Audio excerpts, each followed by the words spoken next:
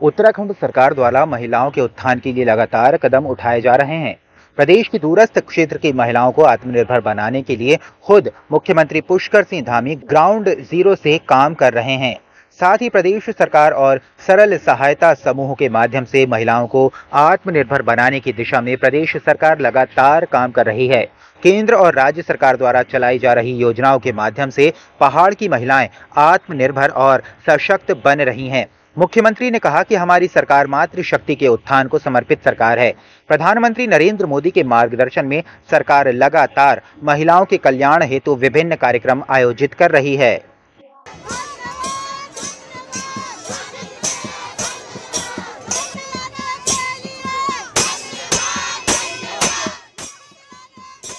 मातृशक्ति का उत्थान हो, वो स्वरोजगार की ओर बढ़े, रोजगार की ओर बढ़े, स्वावलंबन की ओर बढ़े, आत्मनिर्भर बने, हर क्षेत्र में आगे आए। इसके लिए हमने मातृशक्ति नारी शक्ति महोत्सव पूरे राज्य के अंदर किए हैं, जिसमें लाखों की संख्या में मातृशक्ति ने आकर यहाँ स्वयं को आगे बढ़ाने की जो तस्वीर है वो पूरे देश के सामने, दुनिया के सामने, प्रदेश के सामने प्रस्तुत की है।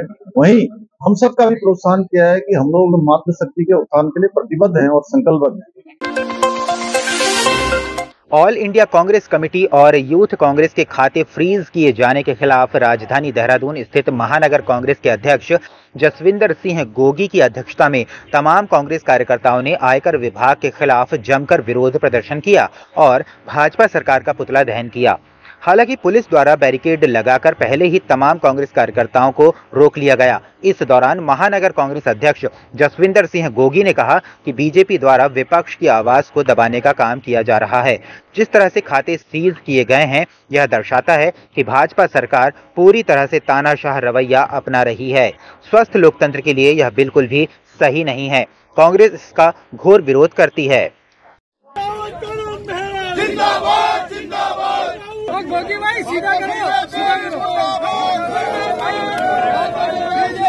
एक राजनीतिक दल के खातों को आप सीज कर रहे हैं, सारे खातों को सीज कर रहे हैं, यकात को नहीं कर रहे हैं, सारे खातों को सीज कर रहे हैं। तो इसका अर्थ है कि आप चाहते हैं कि कांग्रेस जो लेजिटिमेट उसकी एक्टिविटीज हैं, जो वैधानिक गतिविधियां हैं, उनको भी न कर पाए।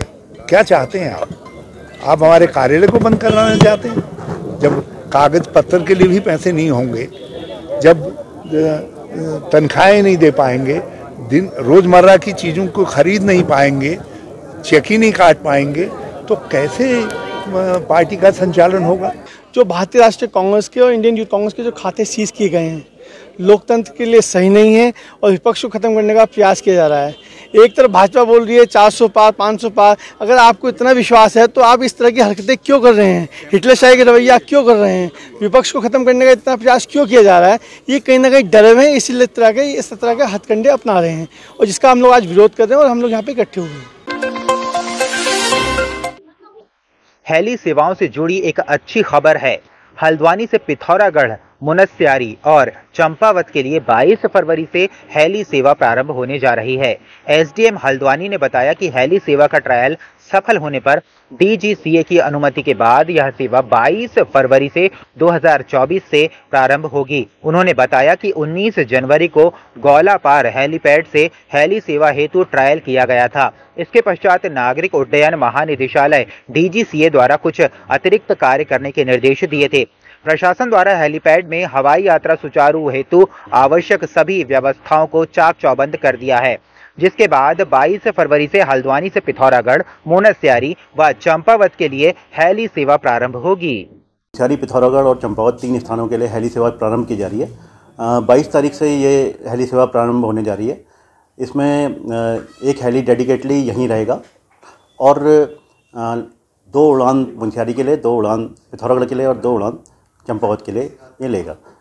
साथ ही जैसा एविएशन वाला हेरिटेज एविएशन द्वारा बताया गया है कि 2500 रुपये इनका किराया चंपावत के लिए, 3000 पिथौरागढ़ के लिए और 3500 रुपये मुनस्यारी के लिए नियत किया गया है।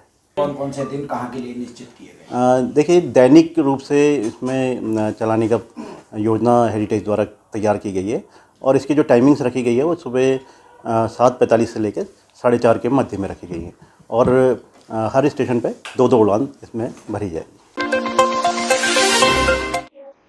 हल्द्वानी के नगर निगम सभागार में जिलाधिकारी की अध्यक्षता में गणमान्य लोगों की बैठक हुई। इस दौरान जिलाधिकारी वंदना सिंह और वरिष्ठ पुलिस अधीक्षक प्रहलाद नारायण मीणा सहित सभी प्रशासनिक अधिकारी मौजूद रहे। साथ ही शहर के सभी सामाजिक संगठन और धार्मिक संगठनों के प्रतिनिधि मौजूद रहे और पिछले दिनों हुई बनभूलपुरा हिंसा के बाद शहर के हालात सामान्य करने व शांति व्यवस्था बनाए रखने को लेकर सभी लोगों ने प्रशासन का साथ दिया।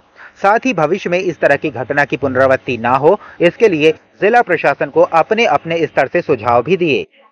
जिन्होंने दंगा किया है, दंगाइयों के लिए यकीनन आपके दिल में नहीं, मेरे दिल में बहुत नफरत है कि उन लोगों को कठोर कार्रवाई की मांग की जा रही है और निष्पक्ष तौर पर जो कार्रवाइयां हो रही हैं वो ठीक है। आगे के लिए मैं अपील अपनी जनता से और अपने समाज से ये करता हूं कि मुकम्मल तौर पर हमें हर उपरोधियों को ध्यान में रखना पड़ेगा और खास तौर से पत्रकार बंधुओं का और सफाई कर्मचारियों का पूरा ख्याल रखना पड़ेगा। हम अपनी जनता से अपील करते हैं जब ये लोग आप फील्ड में आए तो फिर मुकम्मल इनका साथ देंगे। कुछ इस तरह के बयान सामने आ रहे थे अलग अलग संगठनों से कि वो किसी एक विशेष वर्ग को जैसे काम नहीं करने देंगे या बायकॉट वगैरह करेंगे, वो चिंताजनक था। उससे शहर का माहौल भविष्य में भी बिगड़ सकता है।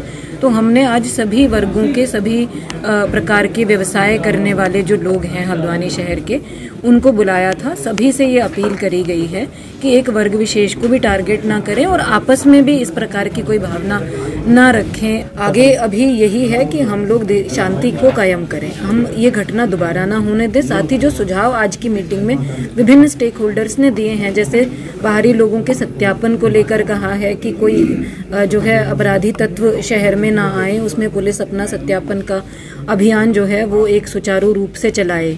इसके अलावा भी अन्य बहुत सारे सुझाव आए हैं, जैसे एक फीडबैक का मैकेनिज्म जो है वो होना चाहिए, जिससे कोई घटना की सूचना प्रशासन को जो सिविल सोसाइटी देना चाहती है, पूर्व में जो इन्फॉर्मेशन है उसका कोई सिस्टम बनाया जाए।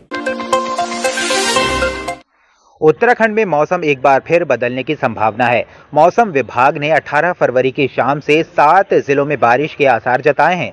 19-20 फरवरी को पूरे राज्य में बारिश, जबकि हर्षिल औली समेत 2800 मीटर से अधिक ऊंचाई वाले स्थानों पर बर्फबारी भी हो सकती है। इसके लिए ऑरेंज अलर्ट जारी किया गया है। मौसम विभाग के निदेशक विक्रम सिंह के मुताबिक आज शनिवार को मौसम शुष्क रहेगा, जबकि रविवार को उत्तरकाशी, चमोली, पिथौरागढ़ के कुछ इलाकों में बारिश और आकाशीय बिजली चमकने की संभावना है। वहीं 19 और 20 फरवरी को पूरे राज्य में बारिश के आसार हैं।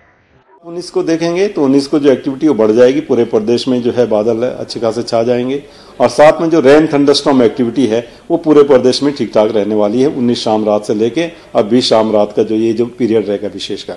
और जहां तक फिर स्नोफॉल की बात अगर करें तो वेरी हैवी स्नोफॉल जो है हमने जो अंदर के डिस्ट्रिक्ट हमारे 5 उत्तरकाशी, चमोली, पिथौरागढ़, रुद्रप्रयाग और बागेश्वर, इनमें हमने हैवी से वेरी हैवी स्नोफॉल कहीं कहीं पर रखा है।